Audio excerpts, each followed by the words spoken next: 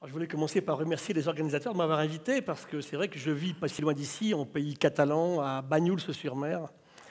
Et j'adore le vélo, donc je venais souvent monter le port d'Envalir. C'est comme ça que j'ai eu les premiers contacts avec Andorra. Hier, avec le chauffeur qui m'a pris à Toulouse, j'ai repassé sur le terrain que je connaissais bien. Et puis c'est vrai que ce petit pays coincé dans les Pyrénées, entre la France et l'Espagne, m'a toujours intéressé. Je travaille beaucoup avec Monaco, parce que je suis conseiller scientifique de la principauté depuis maintenant 12 ans. Je fais un peu des comparaisons entre ces deux petits pays qui sont bien différents. Monaco se bat beaucoup pour l'océan, et Andorre, on est vraiment effectivement dans la montagne.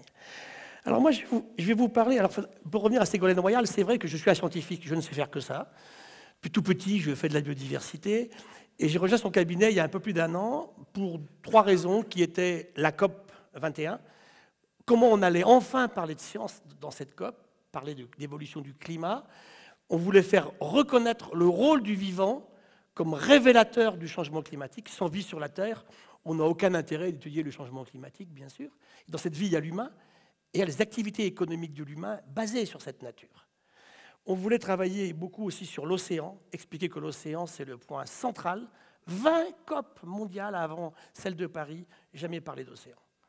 Il faut attendre la 21e pour qu'on reconnaisse le rôle de l'océan. Et enfin, le troisième thème qui m'a toujours intéressé, c'est parler des femmes.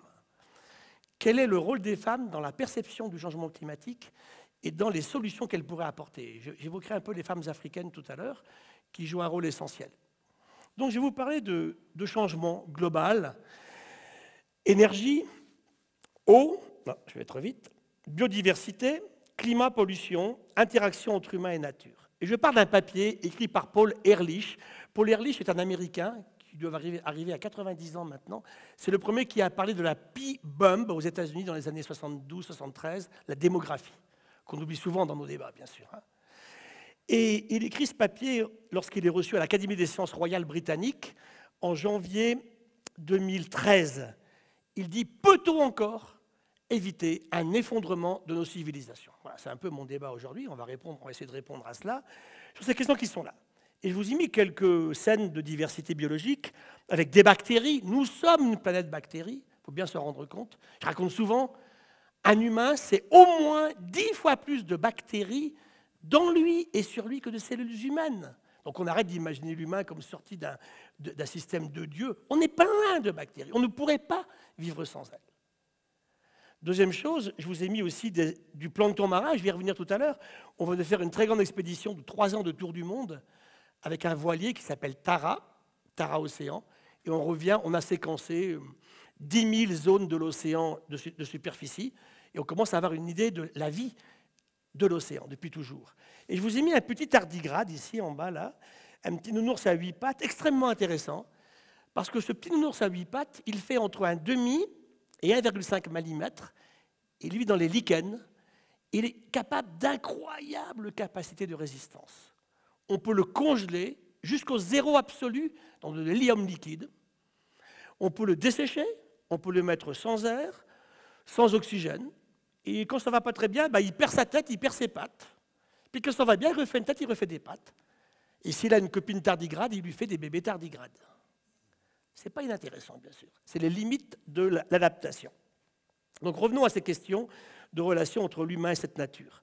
Tout a commencé il y a 12 ou 14 milliards d'années dans les explosions du Big Bang, où des éléments chimiques qui m'ont beaucoup intéressé, comme le sodium et le potassium, qui sont dans l'eau de mer, se sont formés.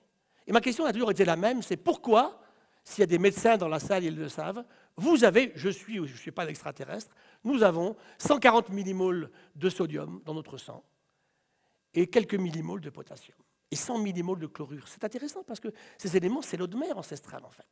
Le corps humain traduit cet environnement dans lequel la vie est apparue il y a un peu moins de 4000 millions d'années. Et je vous ai mis ici une météorite que j'aime beaucoup, qui s'appelle la météorite d'Orgueil, qui tombe pas très loin d'ici, tout près d'Andorre. C'était en 1864. Cette nuit-là, Toulouse est illuminée par une pluie de météorites, d'étoiles filantes, qui tombent dans des champs dans le Gers. On les ramasse, on les oublie. La plus grosse fait 11 kilos. Elle est dans les collections du Muséum à Paris. Et il y a quelques années, il y a 10 ans, on va l'étudier. Et là, ça va être assourdissant. Ce caillou que vous avez entre les mains, que vous avez caressé, il a l'âge de la Terre et du Soleil. Il a 4,6 milliards d'années. Il raconte l'histoire de la vie. Donc, qui s'est formé quand la Terre s'est formée? Il est parti. Il n'est jamais sorti du système solaire, il raconte une histoire. Et c'est le rôle d'un scientifique comme moi, en fait, c'est qu'à partir d'un objet qui est vraiment moche, hein, ça ressemble à rien, ce truc, hein, c'est un caillou tout noir, il serait au bord de la route, on le jetterait à la poubelle. Mais quand vous racontez l'histoire, ça change tout, vous le caressez avec beaucoup plus de respect après. Il a l'âge de la Terre. Alors, je vous ai mis des images d'océan, donc le plein océan, profondeur moyenne de l'océan mondial, 3800 mètres. C'est une grande zone de la planète, bien sûr, et je vous ai mis ici le récif frangeant de l'atoll de Nouvelle-Calédonie, où là, vous avez un tiers des espèces connues dans l'océan. Le corail, c'est moins de 1% de la surface de l'océan, et c'est plus du tiers des espèces marines. Vous voyez l'importance du corail. Ça, c'est la composition de l'eau de mer depuis au moins 100 millions d'années. L'eau de mer est extrêmement stable, la même partout sur la planète. Donc je dis souvent, et j'étais à l'instigation de ça, il n'y a pas des océans, il y a un seul océan mondial. C'est le même partout. Si je prélève de l'eau à 400 mètres de fond, c'est le même océan. C'est pour ça que si l'homme commence un peu à le changer, ça ne va pas très bien se passer. Et je vous ai mis ici justement le premier fossile que l'on ait dans les collections à Paris du Muséum. Des cyanobactéries, date 3,45 milliards d'années, 3450 millions d'années, d'Australie. Et je vous ai mis les mêmes que j'ai ramassés tout à l'heure, ici à Andorra, hein, face au Palais des Congrès, dans une flaque d'eau. Il n'y a plus l'autre. Il y a des cyanobactéries. Regardez, elles se ressemblent beaucoup. Elles ont presque 4000 millions d'années de différence d'évolution. Elles sont toujours là. Et je vous ai mis ici votre sang en ce moment, et le mien aussi. Et qu'est-ce qu'est notre sang finalement? Sinon, l'histoire de la sortie de la vie de l'océan. Notre sang, c'est quoi? C'est une eau d'estuaire. C'est la salinité d'un estuaire, le mélange eau douce, eau de mer. Et quand la vie sort de l'océan, on est à peu près à 450 millions d'années, elle passe forcément par le littoral. Et notre sang a gardé l'histoire, cette histoire de la vie qui sort de l'océan et vient sur les continents. Et les médecins le savent très bien, notre problème essentiel, à nous, pour une espèce terrestre, c'est de garder notre eau. Tout à l'heure, je disais un bébé humain à la naissance, filles et garçons, c'est pareil, 3/4 d'eau. Ensuite, les filles ont moins d'eau que les garçons, c'est comme ça. Elles ont plus de masse de lipides. Ça doit faire les rondeurs dont raffolent les mâles d'Homo sapiens, d'ailleurs. Hein. Et puis, avec le temps, on perd de l'eau. Hein. Une femme âgée qui meurt à 90 ans, il lui reste 58% d'eau, un garçon à peu près 62%. Donc, cette eau est essentielle. Et partout où ira l'humain, vous le savez, dans l'histoire de l'humanité, l'eau est essentielle. Et aujourd'hui, on va vers des guerres de l'eau. On a souillé l'eau, on l'a gaspillée. J'ai écrit un livre en 2011 qui s'appelle « L'eau, la molécule oubliée ». C'est un des plus grands crimes que l'on ait fait à l'heure actuelle. Alors, je vais prendre 3 écosystèmes pour vous raconter la vie. C'est suffisant. Une goutte d'eau de mer. Moi qui suis un marin, je commence par ça. Ça, c'est une goutte d'eau de mer, où que vous soyez sur la Terre. Ce sont les mêmes gouttes d'eau de mer. Dedans, vous avez... Alors, je vais filtrer l'eau, je vais séquencer l'ADN là-dedans, je vais trouver des protistes, donc des cellules isolées avec un noyau, je vais trouver des millions de bactéries et des milliards de virus. C'est partout comme ça, c'est l'histoire de la vie sur la Terre. Toutes les gouttes d'eau de mer sont comme ça.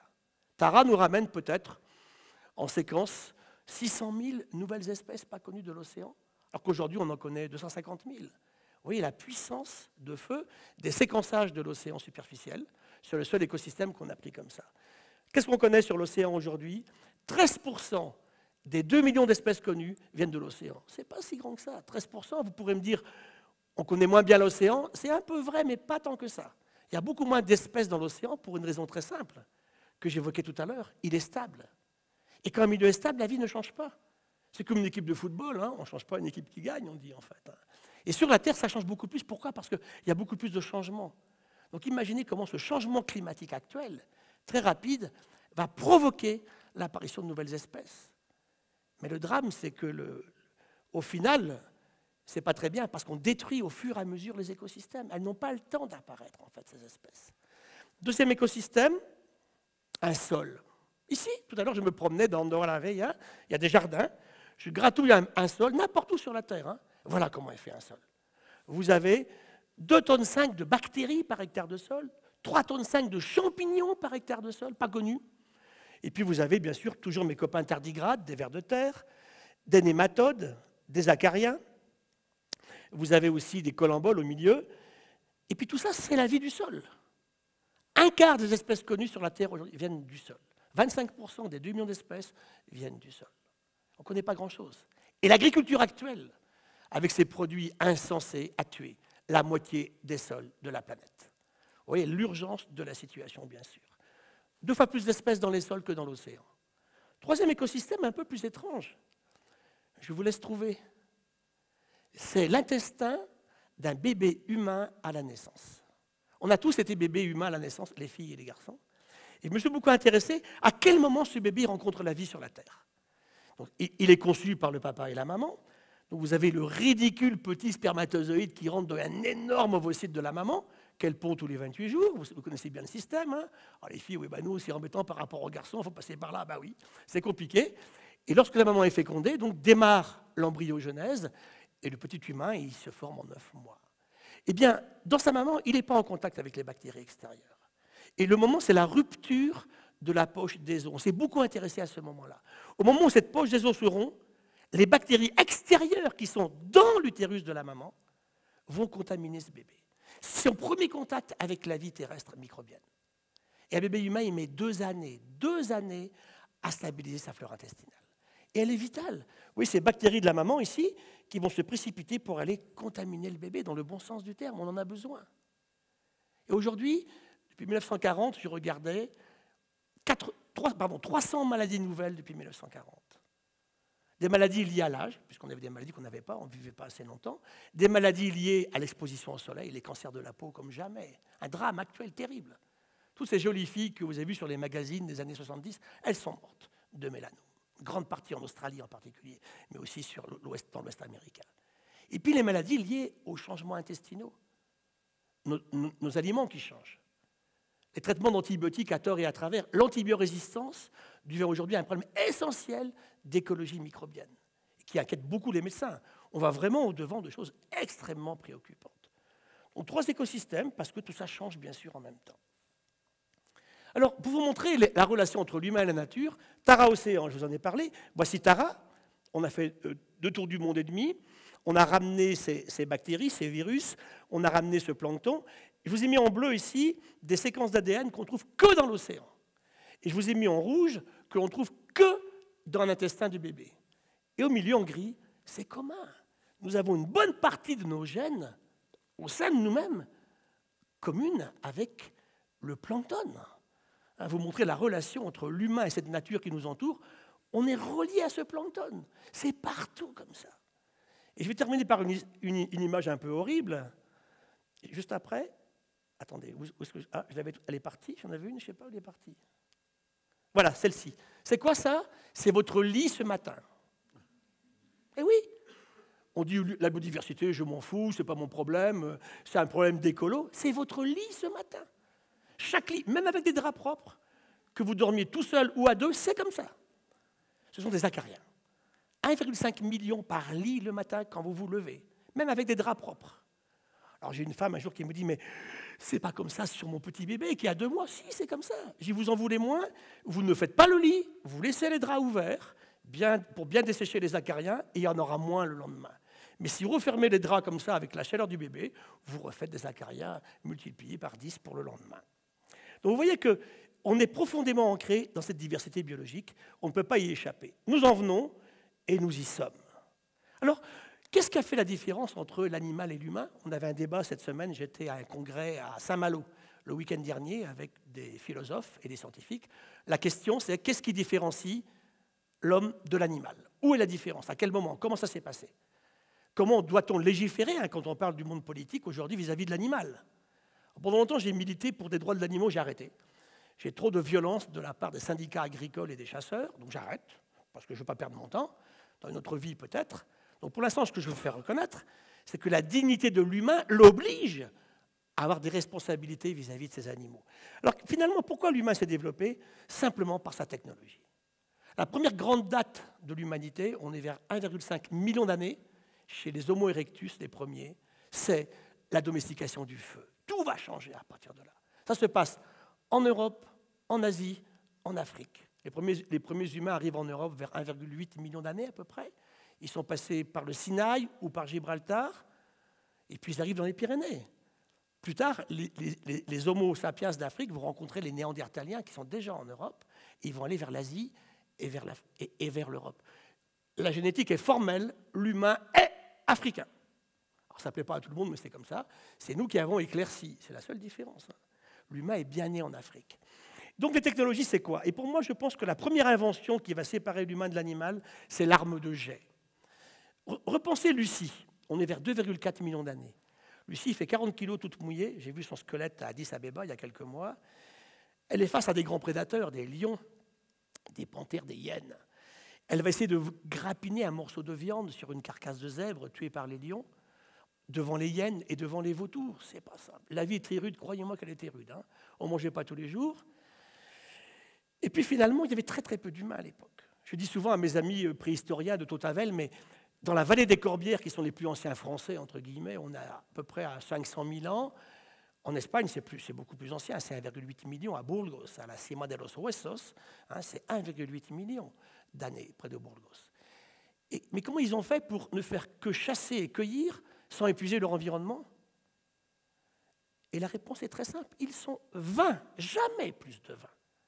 Rappelez-vous qu'aujourd'hui, on est 7,5 milliards d'humains sur la Terre. Donc l'arme de jet, le propulseur et l'arc et la flèche. Il y a 10 000 ans, ça va tout changer. Vous tuez le prédateur à distance, vous tuez la proie à distance. Je dis souvent aux gens qui m'embêtent, les chasseurs aujourd'hui, je dis voilà, je vais vous donner un biface préhistorique, un caillou bien taillé, je vous le donne, allez me tuer un sanglier avec ça. Croyez-moi, le sanglier, il a ses chances. C'est sûr qu'avec un fusil à lunettes à balle explosive à 300 mètres, il n'y a aucun exploit. Il n'y a rien de sportif dans cette histoire-là, bien évidemment. Et éthiquement, c'est monstrueux. Toujours est-il qu'on invente l'arme de jet, et ça va tout changer. La roue va tout changer. On va porter des grandes charges sur des grandes distances, et puis ensuite, ça va être les villes, ça va être l'âge des métaux, les moulins à eau et à vent, la poudre noire. Voilà une terrible invention qui a mis cette suprématie apparente de l'humain. Et moi qui suis souvent au Congo, quand je vois ces violences vis-à-vis des femmes en particulier, et puis les massacres d'éléphants, on vient par hélicoptère du Soudan tuer les éléphants en ce moment en République démocratique du Congo. On vient du Cameroun au Gabon, là où il reste de la forêt. Ils ont 15 ans, ils ont des kalachnikovs. On passe dans un village, on viole toutes les femmes. Et comme on ne tient pas face à une armée régulière, on revient et on recommence dans l'autre sens. Donc l'arme qui consiste avec la poudre noire à tuer de très loin a tout changé. Et puis après, ça a été effectivement les moteurs, la machine à vapeur, les vaccins, les avions. Je rappelle souvent à mes amis pilotes, les avions, ils volent depuis 150 ans, les premiers, les frères Wright. Les oiseaux, ils volent depuis 150 millions d'années. Et sans oiseaux, nous n'aurions jamais inventé les avions. Ensuite, vous avez bien sûr les matières plastiques, le drame actuel, et puis on a maintenant les antibiotiques, catastrophe aussi, mal utilisés, et puis les ordinateurs et demain la révolution verte.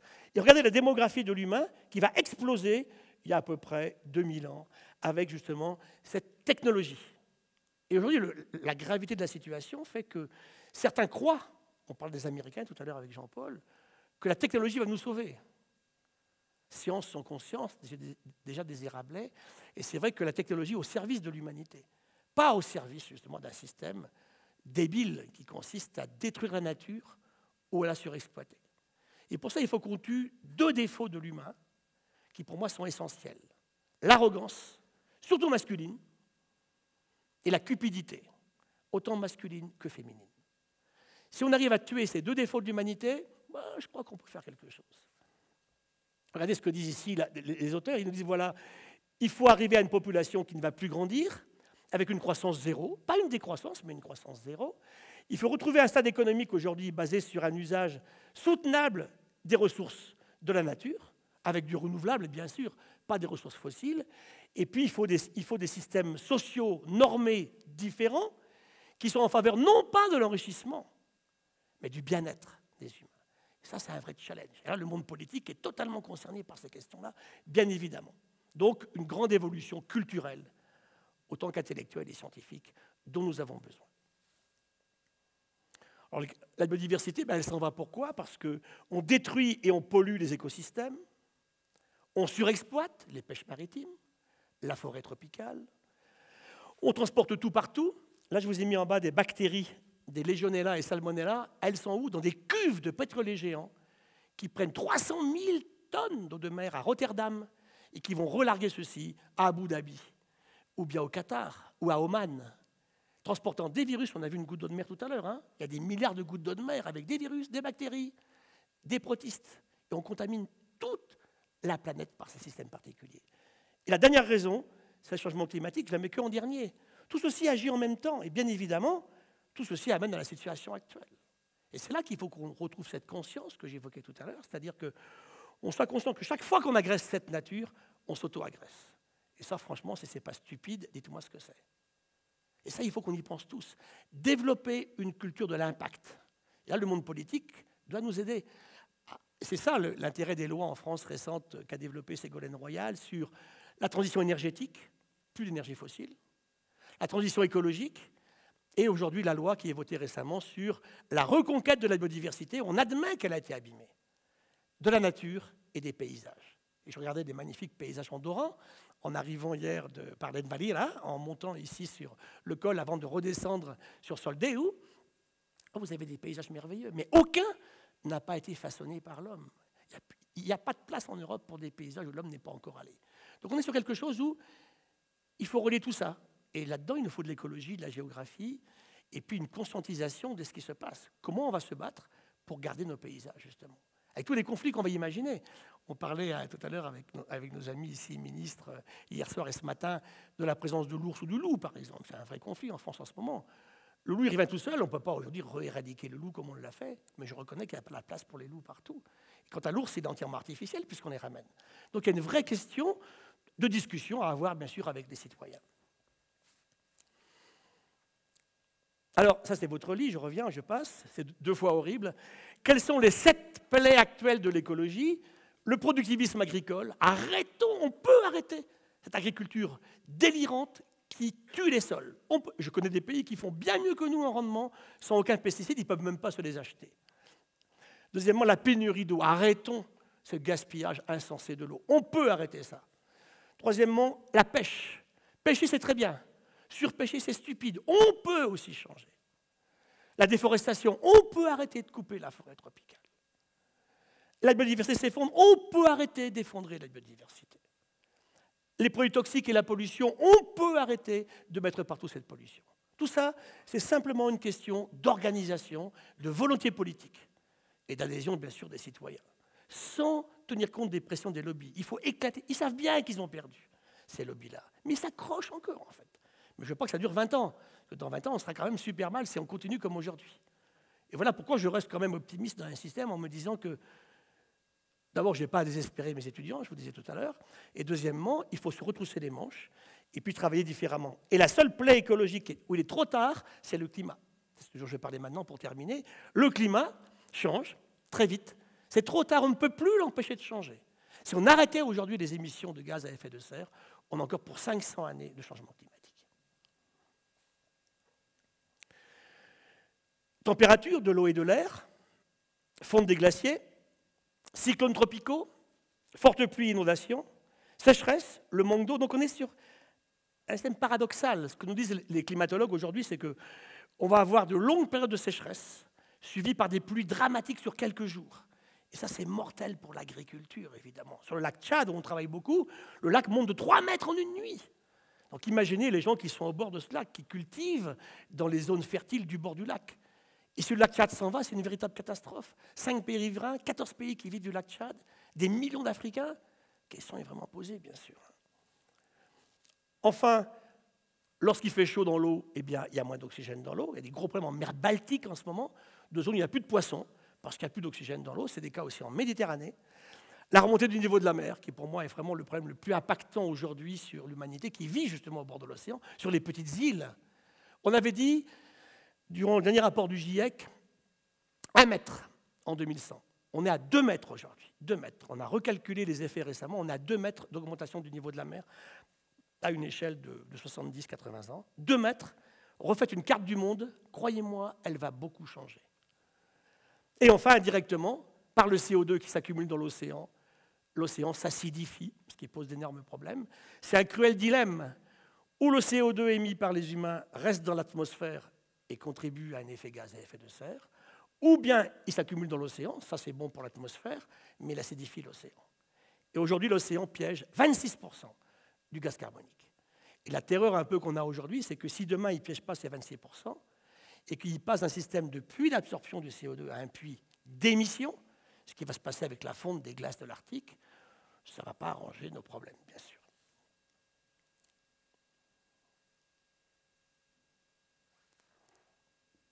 Tu as été lent à ce niveau-là, je ne sais pas pourquoi. Voilà. J'étais en Arctique il y a une semaine, 18 août. Et là, j'étais dans une des 5 stations au monde qui sont les plus performantes pour mesurer le changement climatique.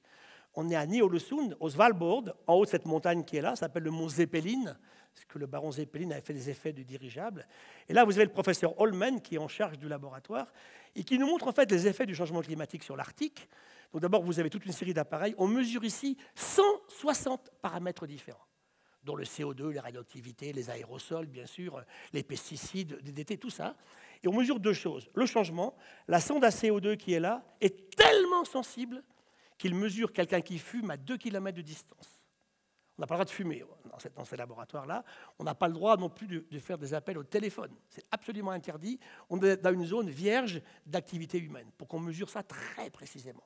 On mesure la dérive aussi des îles Svalbard, qui vont à peu près à 7 mm par an dériver vers le Groenland. Les plaques jouent bien sûr entre les continents. Et la sonde de radioactivité près de laquelle est le professeur ici, il me disait, Fukushima, une semaine après, j'ai mesuré au Svalbard l'activité effectivement radioactive de l'atmosphère du monde. Et puis vous avez ces échantillons qui partent aux États-Unis toutes les semaines, à Boulder, au Colorado, où il y a le laboratoire le plus performant au monde pour mesurer des traces extrêmement faibles de pesticides et d'insecticides. Et je vous ai mis une photo d'oie, c'est une bernache nonnette, qui est très belle, qui se promène en Arctique, qui n'a jamais vu d'humain, et qui est parmi les oiseaux les plus contaminés de la planète. Toutes les saletés qu'on a mises sur nos champs il y a 50 ans ou 60 ans sortent des champs qui sont chauds aujourd'hui avec le réchauffement, s'accumulent en Arctique, sont pigés par le froid, retombent au sol et contaminent toute la chaîne trophique. Qu'est-ce qui se passe avec ce réchauffement global? L'océan piège 93% de l'énergie. Depuis le début de la machine à vapeur, James Watt, c'est 1784. L'océan a piégé 93% de l'énergie. Les 3 premiers mètres de l'océan ont autant d'énergie que toute l'atmosphère de la planète. Vous comprenez l'influence de l'océan sur le climat? Ces tempêtes incroyables, on a mesuré en avril 2015 au Vanuatu. Ils sont responsables de rien, les pauvres, hein. Il n'y a pas de pollution. Des vents à 390 km/h, comme jamais vu. La même semaine au Chili, là où il ne pleut jamais, à Atacama, là où il tombe à demi-millimètre d'eau par an, il est tombé 100 mm en une nuit. Et là, on sent la violence de ces éléments du réchauffement de la température de surface de l'océan sur, justement, l'entraînement de ces systèmes cycloniques. Je vous ai mis ici donc les stockages, et je vous ai mis en rouge les zones du monde où il y a beaucoup d'hypoxie. L'oxygène va commencer à monter en Méditerranée, dans l'Est américain et en Asie orientale. Valérie Masson-Delmotte nous raconte l'histoire de ce climat avec les modèles de la IPCC, où on fait des schémas. Selon qu'on émet plus ou moins de gaz à effet de serre, on aura plus ou moins chaud. C'est extrêmement important. Et elle nous dit que l'évolution future du climat est inéluctable, on ne peut plus la changer. Par contre, selon ce qu'on va faire dans nos activités, bien sûr, ça va être plus ou moins grave. Et vous voyez qu'en Arctique, c'est dramatique parce que c'est là que ça se réchauffe le plus. Voilà pourquoi on va en Arctique. Parce qu'il a quelquefois. Voilà. Ça, simplement, c'est une image qui vous montre les effets du réchauffement en Afrique australe. Il ne pleut plus dans le Kalahari, à la périphérie.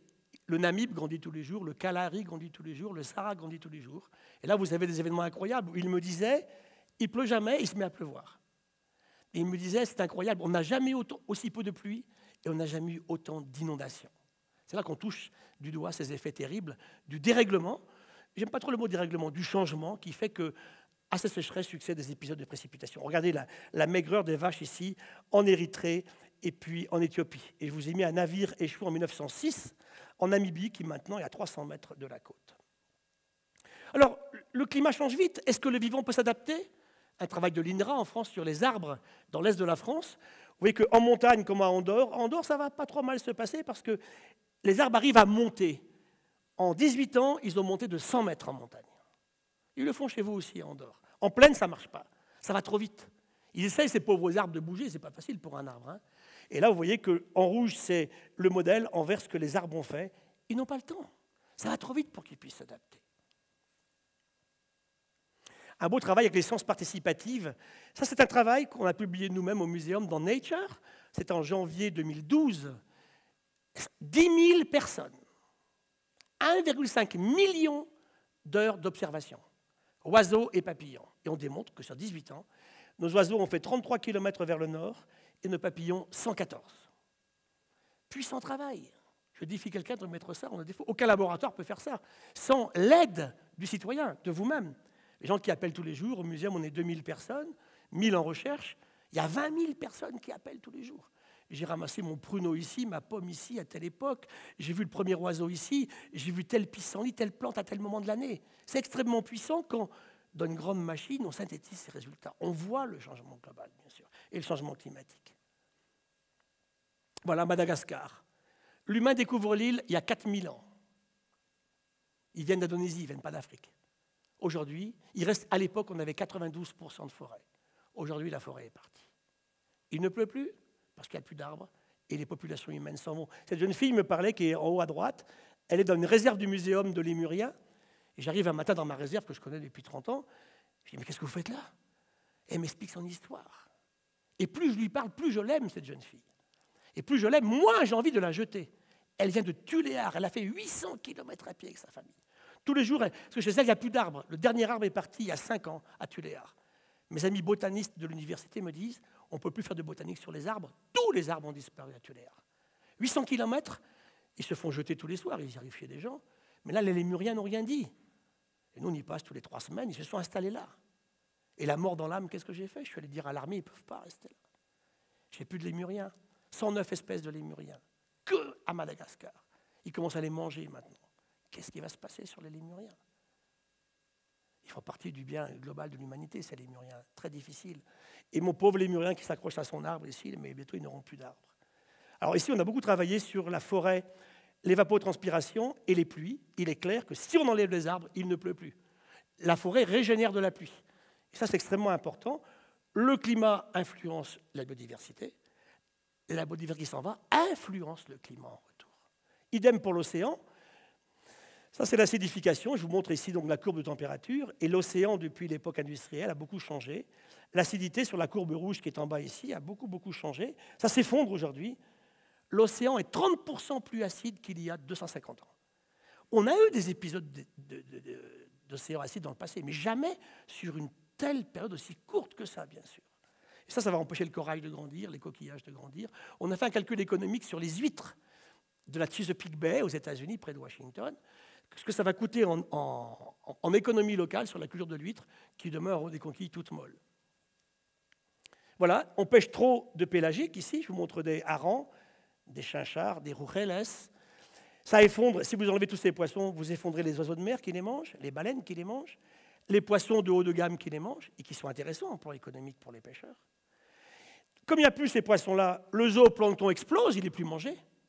Donc il dévore le phytoplancton, et le phytoplancton joue un rôle très important dans la capacité de l'océan à fixer le CO2, mais 26% de tout à l'heure. Surpêcher change le climat. C'est combien de temps encore, Jean-Paul? D'accord. Donc ça veut dire qu'on arrive à un système où tout change trop vite. La remontée du niveau de la mer, cet hôtel a été évacué, c'est en France, on n'est pas au Kiribati, on est près d'Arcachon ici. Le maire de Lacanau me disait 60 mètres de retrait du trait de côte sur une tempête en février 2015. L'hôtel est abandonné, il va partir. Des terrains qui valaient très cher au bord de la mer valent 0 aujourd'hui. Qui va acheter ces terrains? Alors on dit au monde politique, faites des digues. Je leur dis surtout pas, ça va coûter de l'argent pour rien. La mer, elle fera le tour de toute façon. Et je vous ai mis la remontée du niveau de la mer qui a remonté très vite. Il y a 20 000 ans, la mer était 125 mètres plus basse. Elle s'est mise à remonter et depuis 2000 ans, elle avait arrêté de monter. Et là, ça reprend aujourd'hui. 3 fois plus vite, 4 fois plus vite qu'il y a effectivement une cinquantaine d'années.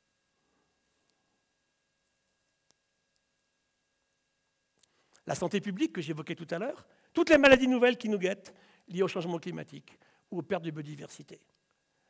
Alors j'ai parlé de l'âge et du rayonnement solaire, mais les pollutions d'origine climatique, l'ozone, un gros pic d'ozone à Paris cette semaine, les risques toxiques, les rendements agricoles, le risque métabolique, les maladies liées à des pathogènes ou des moustiques qui transportent les pathogènes. Ça, c'est le fameux tigre qui est partout rendu en France. Il va être à Andorre, hein, vous pouvez être certain. Il n'y aura pas de palu à Andorre. Hein.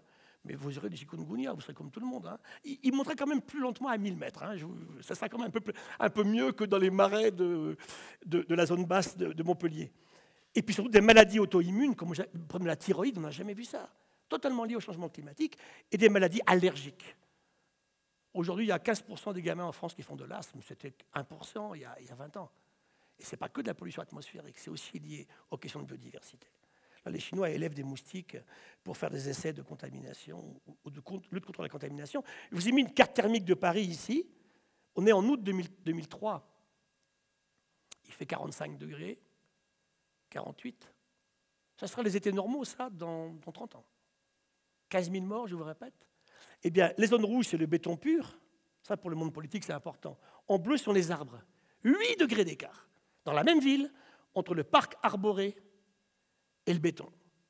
Ramener de la nature en ville, ramener de la biodiversité en ville. C'est absolument vital. Il est très lent, mon système, là. Je ne peux plus partir. Alors, pour terminer, des images insolites. L'Inde, un très grand pays où l'écologie est très particulière. On travaille beaucoup à Bangalore, 12 millions d'habitants, sud de l'Inde, avec des climatologues et des écologues. Regardez des rues de l'Inde, c'est extrêmement sale, c'est horrible. On ne nettoie pas les rues. Les chiens mangent des déchets dans la rue. Qu'est-ce que font les vaches en Inde? Sacrées ou pas, elles mangent des sacs en plastique. J'ai un copain vétérinaire qui a ouvert une fois une vache, elle est bourrée de plastique à l'intérieur.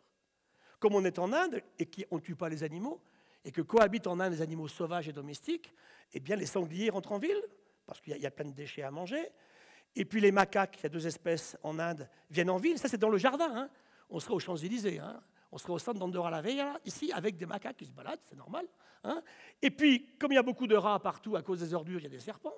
Dans le jardin, toujours. La vipère du Russell, elle tue 8000 personnes par an en Inde. Et ce n'est pas fini. Toujours dans une grande ville, la panthère arrive et mange les chiens. Elle adore manger des chiens. Vous baladez avec votre chien, il est bouffé par une panthère. Et quand il ne mange pas la propriétaire du chien, c'est pas mal. Donc vous voyez que cette écologie, elle est vraiment insolite pour nous, bien sûr. Hein. Je vais terminer. Voilà, ça c'est la courbe d'augmentation des désastres. C'est des courbes d'assureurs, hein, ce n'est pas des écolos. Hein. C'est tout ce qui augmente au niveau des primes d'assurance aujourd'hui. Désastres qui sont liés à l'homme ou qui ne sont pas liés à l'homme, non humain. L'île de Sein, ça c'était donc en avril 2014, d'une tempête comme jamais on avait vu. On dit tempête du siècle. Le manque de chance, c'est que l'année suivante, il y a une autre tempête du siècle. Alors, il faut revoir le critère de la tempête du siècle, bien sûr. Hein. Et ça va très vite. Elle fait 1 mètre, l'île de Sein d'altitude. Et ça, bien sûr, c'est extrêmement préoccupant. Hein. Je vous mets ici donc les rapports qu'on a produits, et ça, on pourrait le faire aussi à Andorre. C'est donc comment on informe la population. Un rapport sur changement climatique et santé publique. La remontée du niveau de la mer en France, ça c'est moins important pour Andorre. Le changement climatique en température et précipitation. Et enfin, celui de droite, c'est comment le citoyen doit s'adapter au changement climatique. Alors, je vous laisse lire ce que disaient les philosophes. On est en 1915. Il n'y a ni écologie ni écologisme. Hein. Et il dit, si on veut survivre, une transformation radicale, pas un petit truc, de la nature humaine est indispensable. Et on arrive à l'économie où les économistes calquent leurs travaux sur les écologues et on nous dit finalement, où est l'horizon des décideurs politiques? C'est ça qui est compliqué. On est élu pour 3 ans, pour 4 ans, pour 5 ans sur un petit territoire. Là, je vous raconte des changements qui sont à l'ensemble de la planète. Ce que disaient les frères Marx, ils disaient, mais pourquoi je vais m'occuper de mes descendants? Ils n'ont rien fait pour moi. D'accord, effectivement. Hein. Donc comment, au niveau politique, on change ces paradigmes-là en disant, je me préoccupe de mes enfants et de mes petits-enfants. Ce qu'on oublie complètement, on a un égoïsme démentiel aujourd'hui. Hein. Et alors, c'est vrai qu'en économie classique, la nature n'a pas de valeur. Elle a une valeur qu'au travers du travail que l'on fait dessus. Il faut qu'on change la situation. Pour moi, un thon rouge qui va être vendu 100 000 € chez moi à Banyuls, qui valait 0 en mer auparavant, appartient au pêcheur qui le prend, c'est plus possible cette économie-là. Bien sûr qu'il vaut quelque chose. Ce n'est pas un coût, un prix, c'est une valeur, c'est un peu différent. Et les pays du Sud ont droit, bien sûr, à récupérer quelque chose par rapport à ce qu'ils ont vécu. Alors quand on me dit, mais vous savez, ça va de mieux en mieux, on vit de plus en plus vieux, non. Regardez, la courbe des doyens de l'humanité. Ça, c'est Jeanne Calment, ici, en haut, là, 122 ans. Ça, c'est le Japonais qui est mort il y a 2 mois, on en a parlé. Aujourd'hui, chaque doyen de l'humanité, il tient 3 mois à peu près le record du monde. Hein. 3 mois après, ils disparaissent tous. On est à 110, 114, 115, un peu plus. Et ce qui est intéressant, c'est de voir effectivement qu'on ne vit pas démesurément plus longtemps. Donc le PIB, qui était un indicateur de croissance, ne l'est plus. De croissance économique, pourquoi pas, mais surtout pas de bien-être. Le PIB français, c'est une branche d'hyperbole qui descend. Hein. On n'est pas si malheureux que ça en France. Hein. Et là, c'est faux, la croyance de croire qu'on vit plus longtemps. En plus, je me suis amusé à calculer. Alors ça, c'est pas très bien, mais j'ai calculé le coût énergétique de Jeanne Calment, à 122 ans. Monstrueux. Je ne peux pas amener 7 milliards d'humains à 122 ans. On n'a pas l'énergie sur la Terre pour faire ça. C'est un peu lent, mon système, là. Voilà, donc maintenant, quel est le travail des écologues? Prévoir. Donc voir si nos écosystèmes marins et continentaux sont suffisamment structurés pour éviter la destruction d'abord. Là, on est dans une belle salle, on a détruit un écosystème. Bon, ça ne va pas repartir, donc il faut qu'on fasse autre chose. Comment on ramène de la nature ici, au sein d'Andorre, ça c'est une vraie question. Et puis ensuite, comment le système va résilier. Ça, c'est fondamental avec les questions effectivement de méduses dans l'océan et l'avenir des abeilles, avec tout ce qu'on raconte aujourd'hui. Ça, c'est un travail qu'on ne sait pas encore faire, qu'il faut qu'on fasse pour prévenir le monde politique ce qui va se passer. Et tirer parti de la nature. J'ai mis ici une petite libellule. Elle a 300 millions d'années. Elle sait faire des choses extraordinaires. Chacun se voit ça aux militaires de combat. Hein. Elle a 9 techniques de vol. Elle vole à 80 km/h avec quelques watts. Elle encaisse 30 G en accélération. Le pilote de chasse, il est mort à 4G, à 5G. Hein. Elle a des sondes incroyables, elle voit à 360 degrés. C'est génial. Et qu'est-ce qu'on fait? On met des pesticides dans les mares et on les assèche. On a sous la main d'extraordinaires témoins de l'histoire de l'évolution et de réponses à nos questions. Donc vous verrez que je suis un farouche défenseur des sciences participatives et du biomimétisme et de la bioinspiration. Je pourrais vous en parler pendant des heures, mais je n'ai pas le temps. Je ne vais pas inquiéter notre ami. Donc je termine sur une idée politique. Dale était président de SO Norvège, hein, c'est un vrai capitaliste. Il disait le socialisme, le communisme s'est effondré car il ne permettait pas au marché d'exprimer la vérité économique. On peut discuter de ça, mais pourquoi pas. Le capitalisme actuel pourrait disparaître s'il ne permet pas au marché d'exprimer la vérité écologique. Voilà où on est aujourd'hui. Ce qui veut dire qu'aujourd'hui, on est absolument contraint à réconcilier écologie et économie. Et arrêtons de les opposer. Quand un maire me dit « les écolos m'embêtent », ça m'empêche de créer des emplois. Ça n'a pas de sens. Arrêtons cet acte primaire de dire « si je tiens compte de l'environnement, je crée moins d'emplois ». C'est exactement l'inverse. Moins on tiendra compte de l'environnement et moins, bien sûr, on créera d'emplois. Voilà, je finis par Edgar Morin, qui est mon maître à penser, qui disait finalement, aujourd'hui, la Terre, c'est un vaisseau spatial ou un avion à 4 moteurs, qui sont la science, la technique, l'économie et le profit. Bon, profitable dans une société capitaliste, pourquoi pas. Mais il dit, chacun de ces moteurs peut être très délétère pour les humains ou très bénéfique. Qu'est-ce qu'on en fait? Et il dit, pour des gens comme nous, dans une salle, vous m'avez écouté, on discute, on a lu, on a écouté, le probable, il est quand même assez catastrophique à partir de tout ça. Mais, il est que nous allons vers l'abîme. Mais moi, je suis comme Edgar Morin, je ne suis pas pessimiste. Il y a toujours eu de l'improbable dans l'histoire humaine. Le futur n'est jamais joué. Qu'est-ce qu'on a fait ce soir ensemble, là, pendant les 45 minutes que j'avais? Eh bien, on s'est battu pour que ce probable-là ne se produise pas. C'est ça notre combat aujourd'hui actuel. Et pour ça, il faut une union très forte dans le monde politique, le monde scientifique et le monde de l'entreprise. Et bien sûr aussi le monde associatif. Tout ça en même temps, je pense que c'est jouable. Mais bien sûr, il faut changer. Tout à l'heure, on disait, pour s'adapter, il faut accepter de changer. Si on ne change pas, ça ne marchera pas mieux, ça c'est clair. Ça. Et il dit, le propre de la métamorphose de l'humain, c'est de ne pas être prévisible. Il nous manque la conscience d'humanité planétaire pour tous les humains. Et il dit, on s'est appelé Homo sapiens, on est certainement Homo faber. On a fait des sièges, des écouteurs, des cravates, des bouteilles, des téléphones, ça on est super Homo faber, on sait faire. Il dit pas mal démence, mais pas encore sapiens. Et je vais terminer sur Carl von Linné, qui est le savant suédois qui a décrit l'humain. On est en 1758. Il décrit les espèces, Canis, le chien, Canis lupus, le loup, Homo sapiens, l'homme qui sait. Bon, moi, quand je lisais le journal comme Jean-Paul ce matin, moi, ce n'est pas l'adjectif qui me vient en premier à l'esprit. Hein. C'est nous qui nous sommes appelés comme ça en plus, hein. Ce n'est pas quelqu'un d'autre. Hein. On pouvait s'appeler, alors qu'on avait appelé des espèces horribilis, horridus, atrox, ferox, nous appelle sapiens. Les relations entre les hommes et les femmes, déjà, ça commence bien. Hein. Le sapiens, j'y crois pas beaucoup. Hein. Et c'est vrai que c'est important d'y réfléchir. Cette arrogance-là est très importante. Si on ne s'en occupe pas, c'est ça qui va se passer.